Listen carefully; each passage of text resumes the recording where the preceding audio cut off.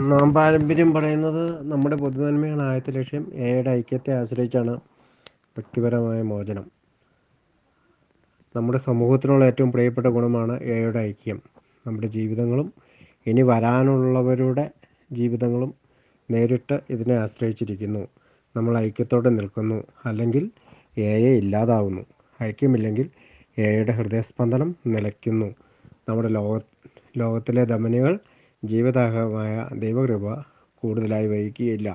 നമുക്കുള്ള ദൈവത്തിൻ്റെ സമ്മാനം അലക്ഷ്യമായി ചെലവഴിക്കപ്പെടും. തങ്ങളുടെ തട്ടകത്തിൽ മടങ്ങിയെത്തിയിട്ട് മദ്യപാനികൾ നമ്മെ ശകാരിച്ചുകൊണ്ട് പറയും, എന്തൊരു മഹത്തായ കാര്യമായേനെ. ചിലർ ആകാംക്ഷയോടെ ചോദിച്ചേക്കാം, എയിൽ വ്യക്തിക്ക് അധികം പ്രാധാന്യമില്ലെന്നാണോ ഇത് അർത്ഥമാക്കുന്നത്? അയാൾ തൻ്റെ സംഘത്താൽ ഭരിക്കപ്പെടുകയും അതിനെ വിഴുങ്ങപ്പെടുകയും ചെയ്യുമോ? തീർച്ചയായും ഈ ചോദ്യത്തിന് വളരെ ഉച്ചത്തിൽ ഇല്ല എന്ന് നമ്മൾക്ക് ഉത്തരം പറഞ്ഞേക്കാം. വ്യക്തിഗത അംഗങ്ങൾക്ക് ആത്മാർത്ഥമായ സംരക്ഷണം വാരിക്കോരി നൽകുന്ന മറ്റൊരു കൂട്ടായ്മ ഈ ഭൂമിയിലുണ്ടെന്ന് ഞങ്ങൾ വിശ്വസിക്കുന്നില്ല. താൻ ആഗ്രഹിക്കുന്നത് പോലെ പ്രവർത്തിക്കുന്നതിനും സംസാരിക്കുന്നതിനും ചിന്തിക്കുന്നതിനുമുള്ള വ്യക്തിയുടെ അവകാശത്തെ കൂടുതൽ അസൂയയോടെ സംരക്ഷിക്കുന്ന മറ്റൊരു പ്രസ്ഥാനവും തീർച്ചയായും ഇല്ല. എന്തെങ്കിലും ചെയ്യുന്നതിന് മറ്റൊരാളെ നിർബന്ധിക്കുവാൻ ഒരു എയ്ക്കും കഴിയില്ല. ആരെയും ശിക്ഷിക്കുവാനോ പുറത്താക്കുവാനോ കഴിയില്ല. രോഗശമനത്തിലേക്കുള്ള നമ്മുടെ 12 പടികളും നിർദ്ദേശങ്ങളാണ്. എയുടെ ഐക്യം ഉറപ്പാക്കുന്ന 12 പരിപാടികളും ഒരൊറ്റ അരുത് പോലുമില്ല. അവർ ആവർത്തിച്ച് പറയുന്നത് നമ്മൾ ചെയ്യേണ്ടത് എന്നാണ്. പക്ഷേ നിങ്ങൾ തീർച്ചയായും ചെയ്യണം എന്ന് ഒരിക്കലും പറയുന്നില്ല. ധാരാളം മനസ്സുകൾക്ക് വ്യക്തിയുടെ ഈ സ്വാതന്ത്ര്യമെല്ലാം പൂർണ്ണമായ അരാജകത്വമായി തോന്നാം.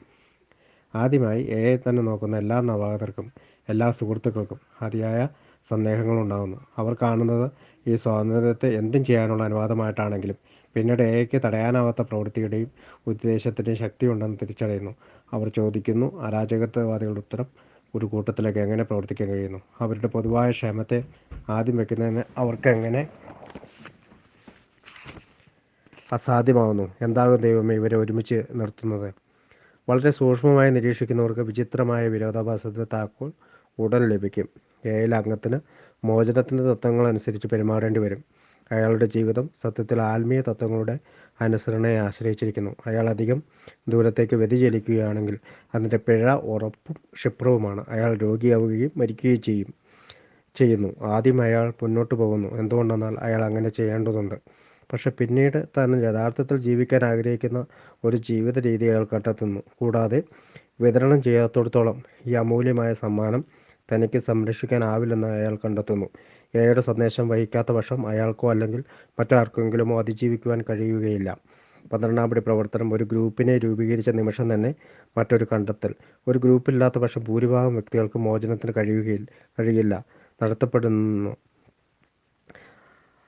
വ്യക്തിഗതമായ ഒരു ത്യാഗവും ഒരു കൂട്ടായ്മയുടെ സംരക്ഷണത്തിന് ഒട്ടും വലുതല്ല. ഒരു വലിയ പൂർണ്ണതയുടെ ഒരു ചെറിയ ഭാഗം മാത്രമാണ് താനെന്നുമുള്ള ഒരു തിരിച്ചറിവ് ഉദിക്കുന്നു.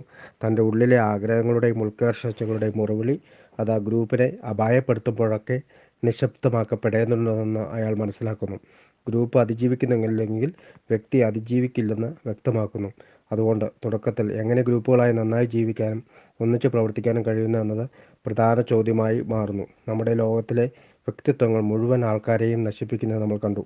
പണത്തിനും അധികാരത്തിനും അഭിമാനത്തിനും വേണ്ടിയുള്ള സമരങ്ങൾ മുമ്പെങ്ങുമില്ലാത്ത വിധം മനുഷ്യരാശിയെ വലിച്ചു കീറിക്കൊണ്ടിരിക്കുന്നു.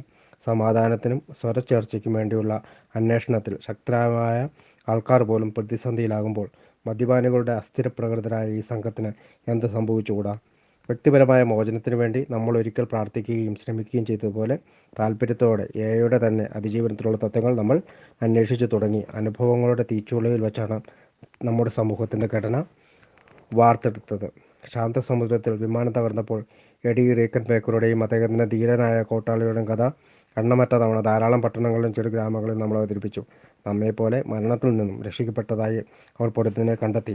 പക്ഷേ ഇപ്പോഴും അപകടകാരിയായ സമുദ്രത്തിൽ പൊന്തിക്കിടക്കുന്നു. തങ്ങളുടെ പൊതുവായ ക്ഷേമമാണ് ആദ്യം എത്ര നന്നായാണ് അവർ കണ്ടെത്തിയത്. വെള്ളത്തിനോ റൊട്ടിക്കോ വേണ്ടി ആരും സ്വാർത്ഥരാകരുത്. ഓരോരുത്തരും മറ്റുള്ളവരെ പരിഗണിക്കേണ്ടത് ആവശ്യമാണ്. അവരുടെ വിശ്വാസത്തിൽ അവർ അവരുടെ യഥാർത്ഥ ശക്തി കണ്ടെത്തൽ മറിഞ്ഞ് തങ്ങളുടെ ദുർബലമായ വഞ്ചിയുടെ എല്ലാ കുറവുകളെയും അനിശ്ചിതത്വത്തിൻ്റെയും വേദനയുടെയും ഭയത്തിൻ്റെയും നിരാശയുടെയും പിന്നെ ഒരാളുടെ മരണത്തിൻ്റെ പോലും എല്ലാ പരീക്ഷണങ്ങളെയും അതിജീവത്തക്ക അളവിൽ അവരിത് കണ്ടെത്തി. നാമും എയോടൊപ്പം ഇപ്രകാരമായിരുന്നു. അവിശ്വസനീയമായ ഒരു അനുഭവത്തിൻ്റെ പാഠങ്ങൾ മെച്ചപ്പെടുത്തുന്നതിന് വിശ്വാസം കൊണ്ടും പ്രവർത്തനം കൊണ്ടും നമുക്ക് കഴിഞ്ഞു. എയുടെ 12 പാരമ്പര്യങ്ങൾ അവർ ഇന്ന് ജീവിക്കുന്നു. ഇത് ഈശ്വരേച്ഛയാണ്. ദൈവത്തിന് നമ്മെ ആവശ്യമുള്ളിടത്തോളം നമ്മെ ഐക്യത്തോടെ നിലനിർത്തും.